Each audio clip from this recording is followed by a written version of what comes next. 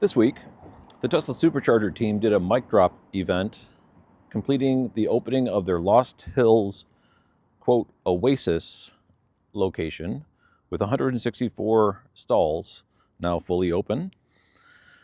The long-awaited partnership between Mercedes-Benz high-powered charging and Starbucks saw their first station open. And BP Pulse opened their very large 40-stall O'Hare Airport GigaHub in Chicago. Let's get into it. A couple of things before we get started into the week's news. I have some late-breaking information from Scott Owens, who has been on this channel before, about the Forest Hills, I believe it's called, IANA station near the Atlanta Hartsfield International Airport. He was able to charge there last night. It is now open.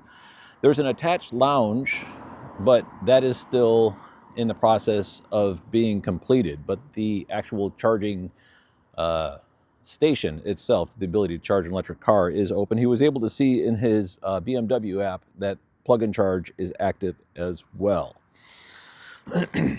I'm here at a Mercedes-Benz high-powered charging station kind of close to my house. It's in what's known as the Friendly Center in Greensboro, North Carolina. There's an Apple store behind me. You'll see the iconic Apple logo on the facade of the store behind me. It's a very popular location and seems to have been taken to by locals. I mean, what's not to like? It's a very beautiful location, and Mercedes-Benz has a prominent portion of today's episode, so it seemed like an appropriate place in which to record. This week, there was a story about a organization called Dabaja Brothers, I believe is how it's pronounced. They're located in Detroit, and they are going to be deploying ChargePoint Express Plus in partnership with General Motors Energy to install 40 new charging stalls in the Detroit metropolitan area. And I'm not sure if people are familiar with this press release, but about a year ago, General Motors issued a press release saying they were going to be installing 500 stalls using ChargePoint hardware.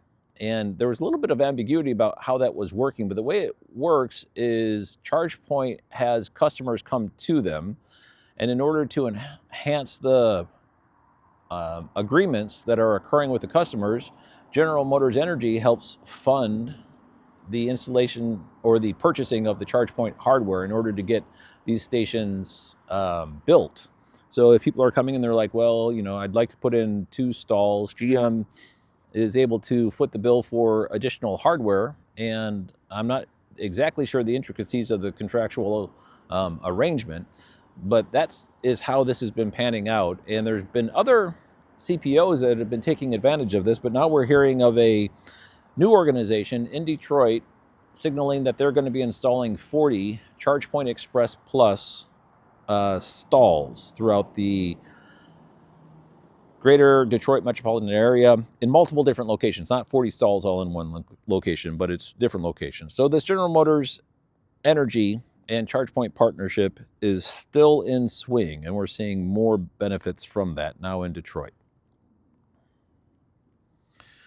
Red-E posted into LinkedIn that their first ever 480 kilowatt split power for 240 per stall, so it's a dual stall charger with 480 kilowatts total, able to dispense 240 kilowatts to each stall, has now been installed.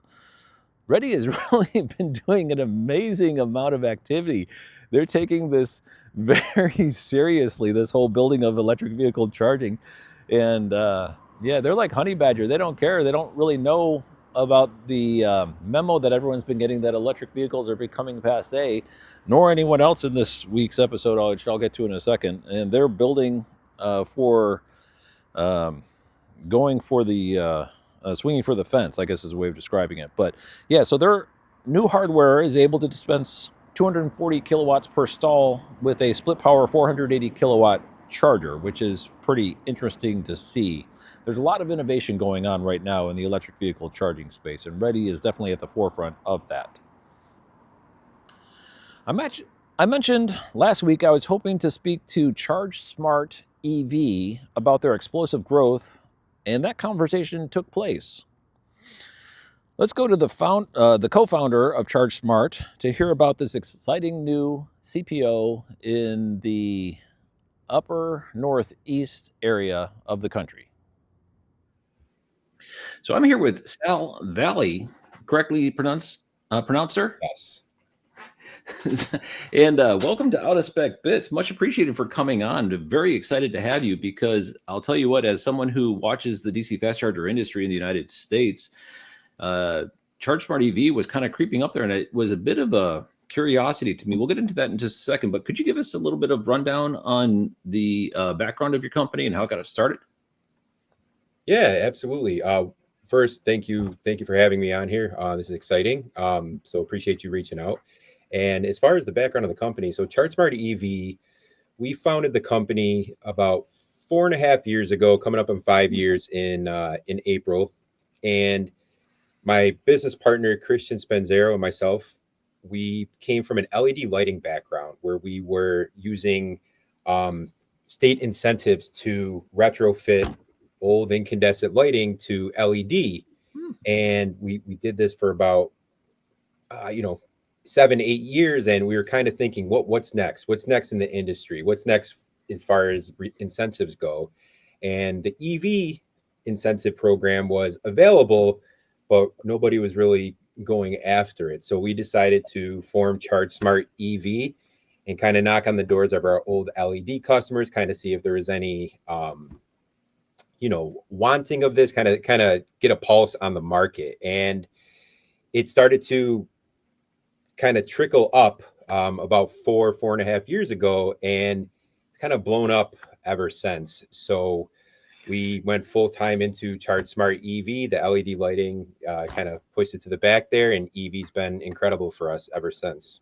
Well, wonderful that you found a synergy there, because it makes sense, because property owners who have parking lots for lighting also have space for charging. And if the business plan makes sense, then it is a win-win situation, I would have to imagine. Absolutely. So how it became part of my awareness, I'm not sure if you're familiar, but I do watch the government databases, and I also watch PlugShare with a great deal of interest. And there was all these pips coming into PlugShare. Let me just kind of bring this up real quick. And I was like, surely not. It's not this many. And before, they weren't all open. It was kind of strange. Right. There was just all these like coming soon pips out there. And I'm thinking, wow, this is like a massive CPO. And I didn't really know what to think about it, but I was kind of taking it with a grain of salt. But then kind of all on one day or in a short succession, things started to seem to be opening up. And we started to get, let's just see if I could click on one here. Yeah, I mean, big stations going into the ground. And I was seeing a lot of stations that were like 8 stall and whatnot. So Right. can you tell us about the opening of these stations? And it seems as though there was a increase in openings somewhere in the second half of 2025, and maybe what we could expect in 2026. Yeah, absolutely. So when you look at Charge Smart EV, we kind of have different silos of the company. We have our turnkey EPC, which is our level 2, where a customer would like some charging stations. We do the construction, provide incentive help. We do the incentive paperwork for them, and we give them charging stations for their hotel, their workplace, what have you. And more recently, we decided. Yeah, I didn't even realize the level 2. Look at it. Yeah, and it just blew up even more. Right. To kind of give you a little context, each year it's been growing, but as of today, and there's still more that need to be turned on, we're at 2,248 plugs. Dang. In 4.5 years. So it's kind of a hockey stick, right? Like it keeps increasing. But yeah, what you saw on PlugShare was, a lot of coming soon. And that's just moving our pipeline from planned to energized. And, we deal with utility and permitting and all that takes some time, right? So this is where you start to see that those orange turn green at a good pace. And we have a great team that works with the local utility, works with the incentive programs to kind of help expedite this. So you're starting to see, part of your question was the bigger chargers right there as a DCFC fast charger. Our plan for 2025, at the beginning of 2025, we had a company meeting, and we wanted to start to own and operate sites where we would go and lease parking spaces from strategic locations throughout New York State, where ChargeSmart would own and operate, and put these fast charging hubs, if you will, in strategic locations throughout New York State, so anybody could get anywhere, right, in New York State in their travels. And I think we have currently about 50 to 55 letters of intent. We're starting construction. We're in construction. We're waiting on interconnection. You're going to start seeing a lot more ChargeSmart EV, especially in New York State, as these charging hubs become online. So that's kind of our play here. Is we plan on being one of the bigger CPOs in New York State with fast charging hubs. It sure seems eight stalls. Yeah, 8 stalls it's kind of the magic number. We don't want to just build to build, right? 8 stalls is going to help adoption as EV continues to increase. There's a confidence there. You know, if one unit's down and there's only 4 or 2 plugs, it's kind of a broken site, right? That the driver feels. So 8 stalls just kind of handles the peaks, future adoption. The shared infrastructure makes cost per stall lower. And then, you know, like I said, the EV demand is growing. So building larger now avoids expensive rework down the road. Yeah, and I know Circle K was in this part of the country was putting in 2 dispensers with dual handles initially with stub up conduit for an additional 2 should demand all of a sudden spike. And it seems like they're already starting to get a little bit underwater. So future proofing it at the get-go probably makes sense. Yeah, and that's the good part about our DCFCs. And when you notice with these ChargeSmart EV, and I'm sure we'll talk about it in a little bit, as these continue to pop up, our plan is to make sure every single car on the road is able to use a ChargeSmart EV charger. So actually, we just came from a site this morning where we have 8 stalls. 4 of them are for the CCS connectors, and 4 of them are the NACS. Oh, okay, cool. Right. So now you have every car that can come by Tesla vehicles, and then obviously the future makes and models that will have the NACS plugs on the vehicle, and then the CCS, which is greater than 95% of the vehicles on the road. We have something for everybody, and those are 320 kW chargers we're putting at each of these sites. So again, planning the future state, thinking about as EV grows, bigger batteries, bigger vehicles, they will be able to charge at our sites. The Amazon trucks that everybody is seeing currently out there, they could use a ChargeSmart EV fast charger if they'd like. It makes sense because, you know, if you get a faster charger in place, the customer has a better experience because they're passing through quicker. It's also better for the CPO because you're having more customer turnover quickly. Absolutely. And so you're able to have higher capacity. Right. So it looks like mostly in the Northeast. Is that going to be what we should expect for the foreseeable future, at least the next couple of years? So ChargeSmart EV is based in upstate New York, right? So it's easier to kind of start in your own backyard, and there's great incentive programs here in New York State. So obviously it's easier to play in your backyard right now, but we do, it might even be on there. If you zoom out, we are working on a couple sites in California currently. Oh, okay. We have done some work. Did it pop up? Oh, there's one. We have done work for some dealerships down in Florida. We are looking in Connecticut. We are staying concentrated in the Northeast for now.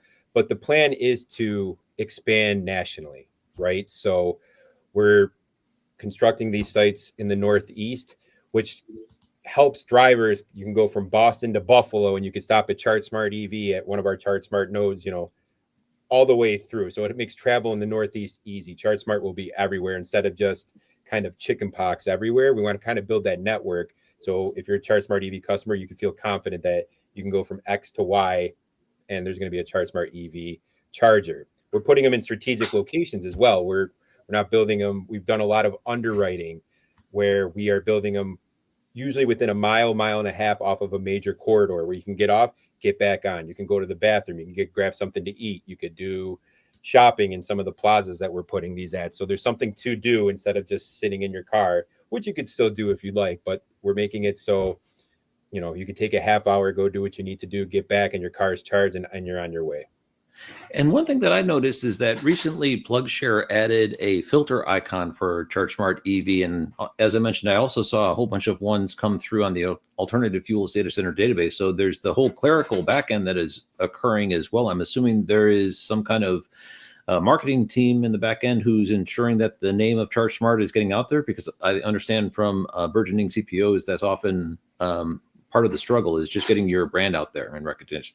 Right. And PlugShare is one of the many tools out there for drivers to find charging stations, right? So when we started the company, we noticed that there was different branding when we used PlugShare to see where we can kind of fill in voids throughout New York State, and just communication with them. And they were great. We talked to them, and our port count was enough scale and consistency where they said, "Hey, we can get you an icon on our platform." So that took a little bit of work with PlugShare, but we were on there, and now it looks, Charge Smart EV is kind of at the big boys table. Yeah, that's right. A legitimate CPO. Here we are. Welcome to the national stage. Right. Yeah. It's good. It was good network level visibility as part of their platform. Well, Sal, much appreciated for coming on. And I neglected to mention when I introduced you, you are one of the founders of Charge Smart EV. Is that not correct? I am. I'm one of the co-founders. It's myself and my partner, Christian Spenzero. We're the two founding members of Charge Smart EV. Well, sir, much appreciated for coming on down to Spec, Bitch.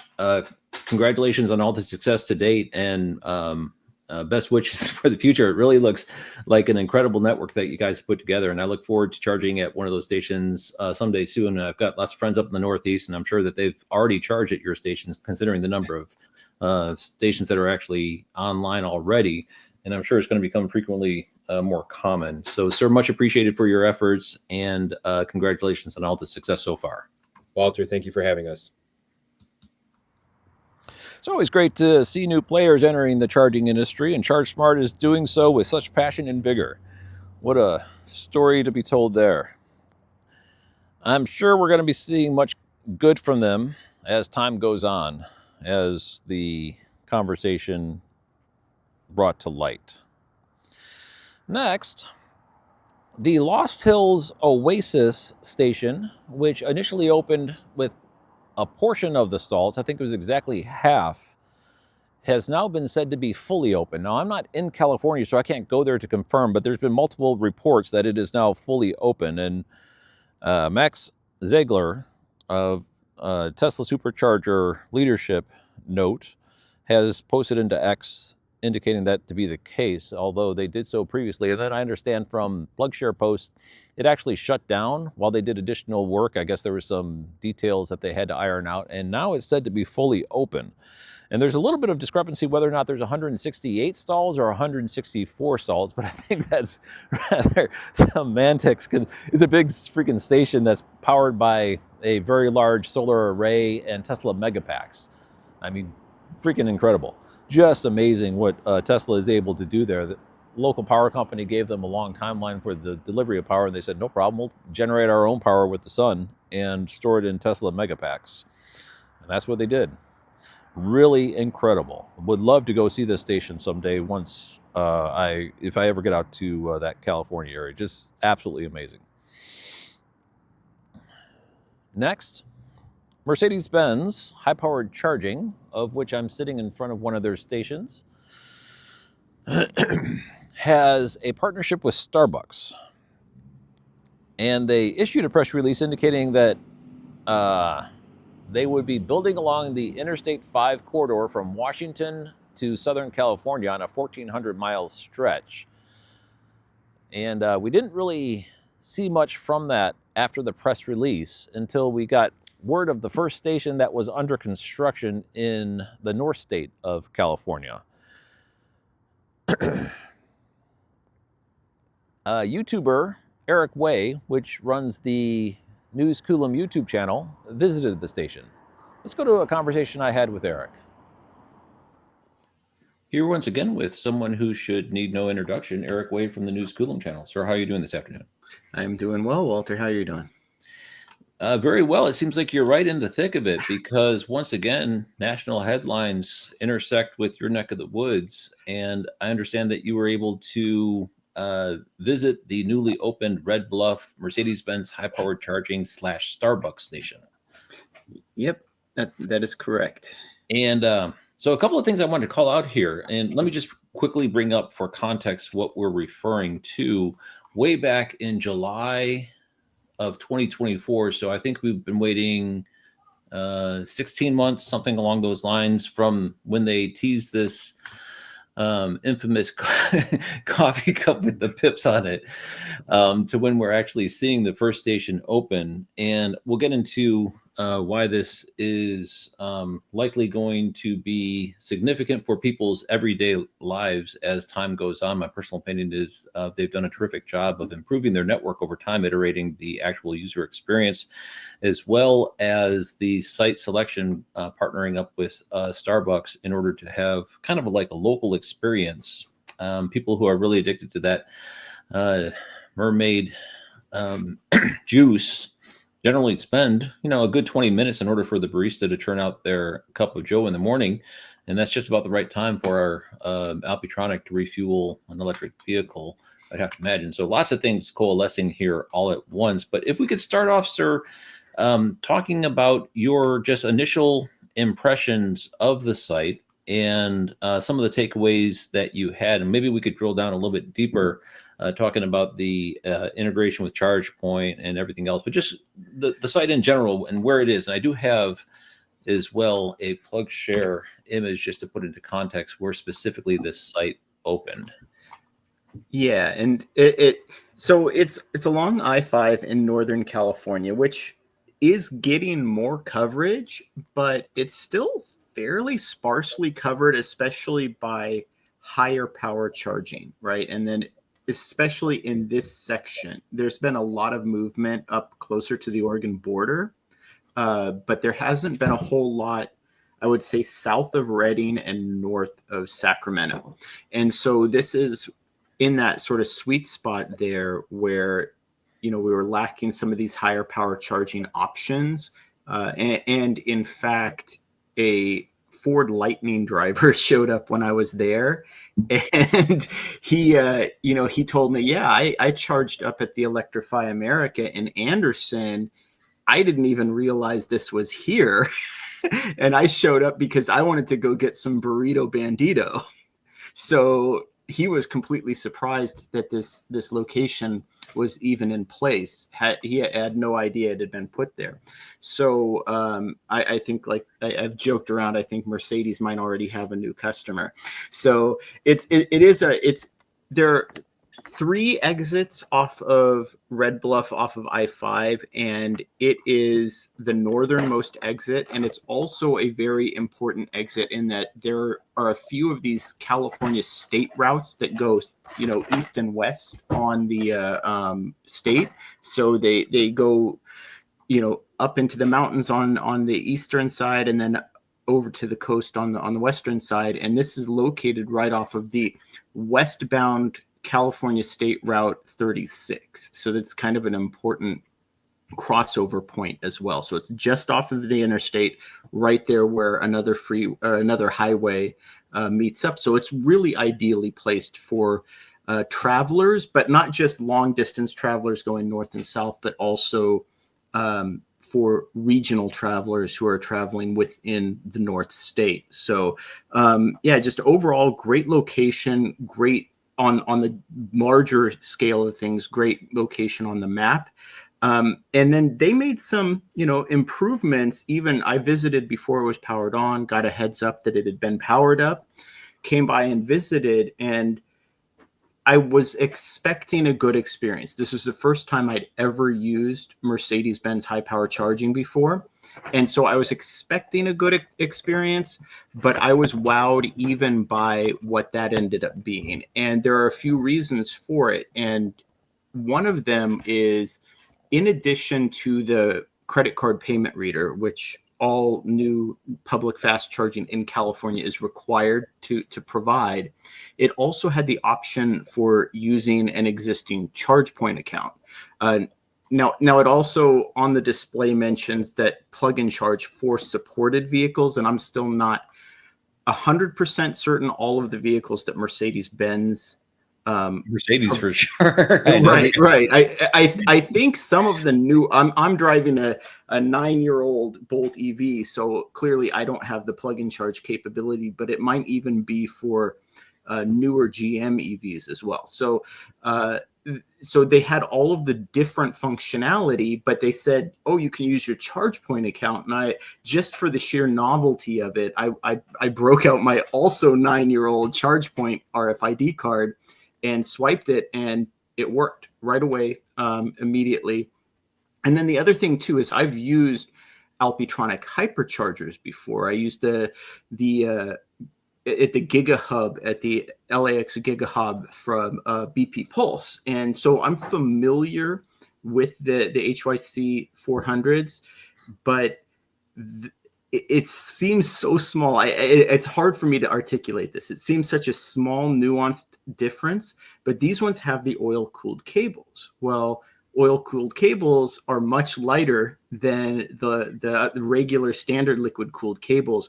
I even did a little bit of a comparison with the other BP Pulse Alpitronics that are going in nearby in Corning.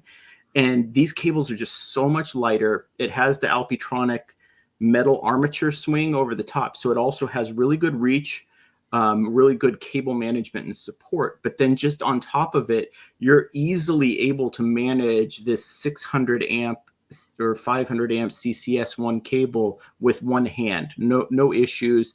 My Bolt EV has that finicky plug that has to be perfect. No issues. Don't need to support it. Didn't need to lift up the handle. And then, of course, the other big change that they made, and you can kind of see it here, is originally when I visited, each of these units only had CCS1. So CCS1 on the other dispenser. The same thing. They have since added all 4 plugs. So there's a native NACS J3400 support and native CCS1 support on the same unit, and not just on the same unit, but each half of the Alpitronic unit, because they can split. Yeah, because they can split power. And again, this is that sort of subtle thing that's hard to convey, but not having to deal with an adapter, right? We've been talking about adapter hell, and I'm in the camp that I think we're going to be dealing with this for another 5 to 10 years. So even if everybody agrees that we're moving to NACS J3400, we're still going to have CCS1, and we're still going to, oh, do I need an adapter? Do I need to flip flop? There's none of that. You pay, it clearly gives you instructions on the screen. You pay, you take the plug that works for your car, don't need to deal with an adapter, plug it in, and it works. And like it's an expense that Mercedes-Benz high power charging went through so that the users, they paid a lot of money, so the users have this incremental improvement in their experience, but it's an improvement, right? I love no adapter, and also not having to look for which stall I can pull into and have to back into, nose into, whatever. It's just every stall has got both things. Yeah, exactly. And then I've kind of dived into this a little bit. I talked about how it's if you were a new EV owner who had never charged at a public charging facility before, you don't have an account or anything else, right? And you've never used one of these before, this would be a very straightforward, it'd be novel, but it would be a very straightforward process for you, not too dissimilar from filling up a gas car or anything else. And it would be a painless process. Everything would be clear, straightforward for you. If you're an experienced EV owner, and having experienced other networks, you would show up at this site and say, why wasn't it always this easy? Why wasn't it always this straightforward? And then the other thing I like about it too is if you do have an adapter, for whatever reason, if one of the plugs is down, well, guess what? There are now 2 plugs. It's like these sorts of resiliency and redundancy, I think we can't overlook how important this can be for EV owners. And it's just all of these little subtle things, like I said, that sort of made me as an EV owner feel like, wow, they kind of rolled out the red carpet for me, right? Like it was a really good luxury experience that isn't restricted basically to owning a Mercedes-Benz electric. So it was overall just a very great experience. Yeah, and I saw your video. We'll try to link it down below in the description And so much was coming through. I was watching it. I have to think at some point they were in a room trying to figure out what to do about developing an app. And they're like, well, what's the most popular app out there? And everyone would say Tesla.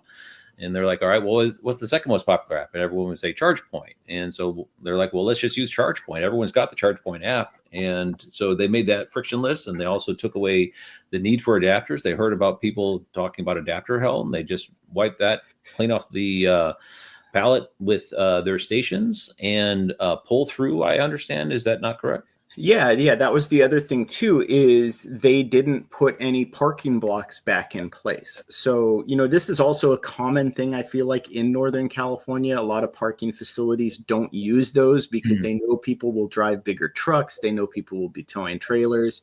And so they just left it open, right? So you can just pull right through. There was one other thing. And like I said, this was the first time I'd ever used Mercedes. So I'm not sure if this is always the case, but it might be possible that this is new with their rollout of the J3400s on all of the dispensers as well. But I was surprised to see that they actually provided a metering for all of the cables. So for all of those EV nerds out there who show up at a station and are like, I wonder how often this stall is used. I wonder how often this cable is used. They actually show it. And that was the thing that floored me, because I showed up less than a week after this site had opened. Now, granted, it opened before Thanksgiving, so I'm sure there was a lot of people on the road. There were a lot of travelers. But between these two dispensers, within the first week, they had already dispensed over 2.5 megawatt hours of power. So even if you say, okay, well, maybe the average is going to be 1 megawatt hour per unit per week, you're looking at over 100 megawatt hours a year just from this site alone, right? And that's just a crazy, like, to me, that's a crazy number. But yeah, you can see it right there on the display. It'll show you under the plug. Oh, this plug has dispensed 579.625 kilowatt hours of energy so far. So I thought that was a pretty cool little Easter egg for those who want to pay attention to it. Yeah, and people who their eyes would just kind of gloss over it, but the people who it matters to, they dial in on it. Well, yeah, I've been very excited about this partnership actually getting started, and it's a long time coming. And I understand there's multiple ones getting ready to come down the pike as well. There's additional ones spotted up in Oregon, and they're mentioning moving over to the East Coast after they finish California. And I reread the press releases, 1,400 miles of I-5 that they're going to fill in with Starbucks, Mercedes-Benz stations first, and then start spreading off to the east. But I think this, as you've been describing, there's so much well thought out user experience improvements, that there's so much deliberation and thought behind this that it just really makes a terrific charging experience. So I'm very excited for the Mercedes-Benz Starbucks partnership continuing on in its expansion. So any final thoughts before we christen this one as officially now open and available, and this project partnership between Starbucks and Mercedes-Benz high-powered charging getting on the road? Yeah, I mean, I'm just keep your eyes open. I'm keeping them peeled. I saw some permitting for another possible location nearby. Like you said, there's one in Oregon, and I-5 from Canada down to Mexico is littered with Starbucks, so they could be popping up anywhere, right? So yeah, keep your eyes open. Well, Eric, thank you so much for sharing the experience of this exciting seminal moment for Mercedes-Benz high-powered charging, and I think the broader EV community as a whole. I really think this is going to be a very popular and successful partnership as time goes on. Eric Way from the News Coolum channel, thank you very much for coming on, sir. All right, thank you, Walter.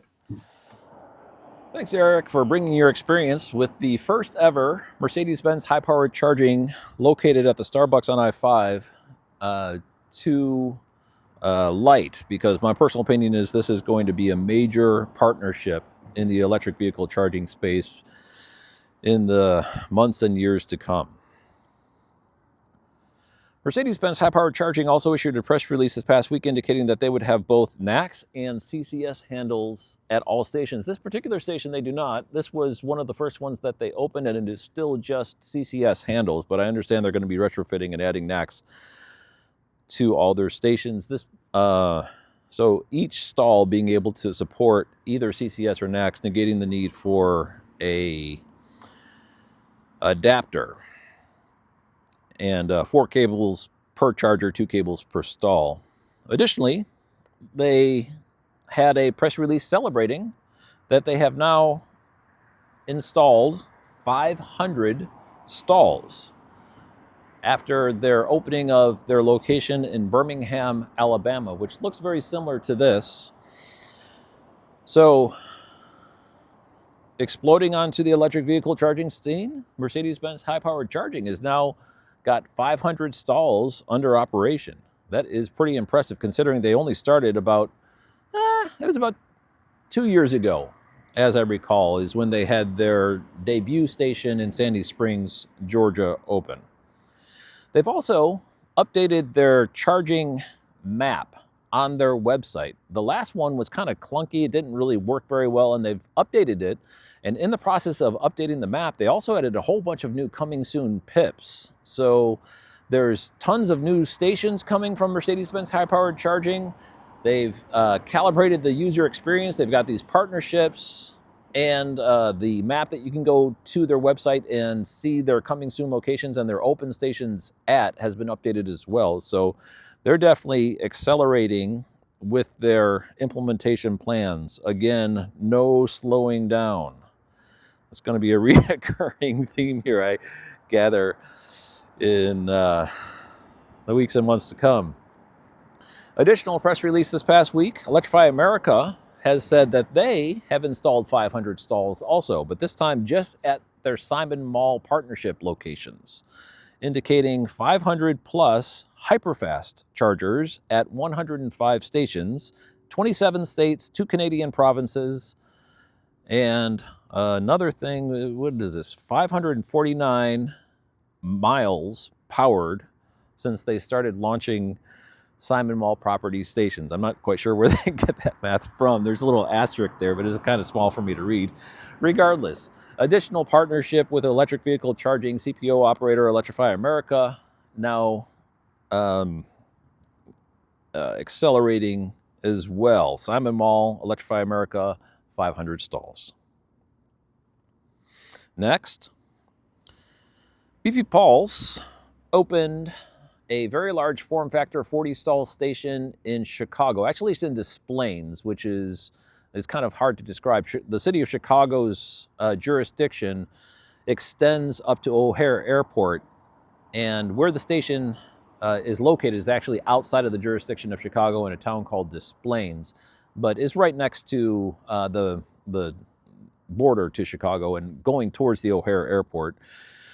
It has canopies. It has an attached facility run by BP. So there's never that awkwardness of when you're at, like this station does not have an attached facility. So if I wanted to go use a restroom, I would have to go to either the bank that's over there, and I'd feel a little bit awkward just walking into the facility and asking to use the restroom. There's a restaurant over there, and obviously the Apple Store as well.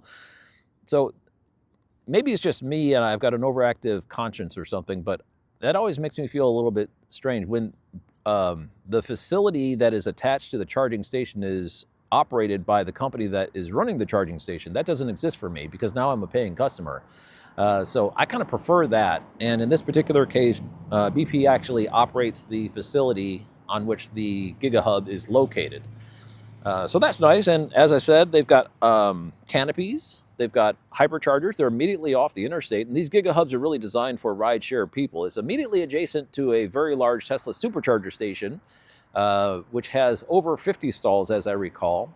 And so it's basically in an adjoining parking lot of that supercharger station. The pricing seems to be similar to the Tesla supercharger station. And now that we're in the winter months the folks in Chicago, which are notorious for queuing up anytime it snows, I don't know if people remember that fiasco situation where everyone was saying electric vehicles don't work because when it snows in Chicago, you can't get a charge. Now there's 100 stalls sitting right outside O'Hare Airport in order to alleviate some of that strain. So hopefully we won't have a repeat event of that this winter. They are having an event where they're going to be christening the station with 1 cent per kilowatt hour. for one day only. So be sure to put that on your schedule. It's coming up in 2 weeks, I believe, on the 17th of December. Additionally, BP Pulse opened another large station, this time 12 stalls using Alpitronic hyperchargers in southern Interstate 95 territory, Brunswick, Georgia, at a Travel Centers of America location. So that is open as well. BP Pulse is definitely picking up steam here. And as you can see, they're going big with their station builds. These giga hubs, these large form factor at the Travel Centers of America are getting built and getting installed. It is a go for them as well. Ion opened 4 new rechargeries, including one in my hometown of Concord, North Carolina, getting a 16-stall one. And I was actually just there. They prejudice putting in chargers and turning them on before the site is actually complete. As I mentioned at the beginning of this episode with Forest Park, Georgia, they now have those chargers online in order for them to actually be used and available to the EV community. And then they go back and take care of all the other things. And in the case of Concord, North Carolina, they did the same thing. They opened the station, but no canopy yet. I was just there on the way coming over here. I stopped by to take a look, and all the equipment, there's a what do you call it? Not a cherry picker, but the thing that goes up. I forgot the name of it, and also a forklift. So they're getting ready to install the canopy there as well. Three additional locations: Terre Haute, Indiana, Ashland, Virginia, and Orlando, Florida, on Interstate 4 in the southern portion of Orlando near the Walt Disney World recreation area. The Tesla Supercharger team showed back up in the Alternative Fuels Data Center database this week after a week off, this time with 16 stations, including a much-needed one in West Virginia. There's also a 32-stall in Inglewood, California, and a 28-stall in Livermore, California. So plenty of activity coming from the Tesla Supercharger team. Additionally, 2 at Cracker Barrel locations, which I mentioned is a partnership that is forming for the Tesla Supercharger team that I'm a big fan of. I think that's a great partnership that they're starting to build into. CPO Ready continued to move the needle with 9 new stations this week, with a really good spread of locations demonstrating their ability to service basically the entire country now. They're definitely becoming a national player in the electric vehicle charging space. EVgo opened 2 double-digit stations, with a 10-stall station in Salinas, California, and a 12-stall station in Folsom, California. They seem to be increasingly showing their ability to open these larger form factor stations. It seems to be a reoccurring theme as of late with EVgo. Lastly, viewer Casey Kennedy submitted this winning entry for Wall of Shame price gouging. It's the Baikal Car City in Brooklyn, New York. They're offering charging at $2 per kilowatt hour and the lovely addition of a $3 session fee for good measure. Baikal Car City, congratulations. You get the Wall of Shame award for this week. Thanks for watching.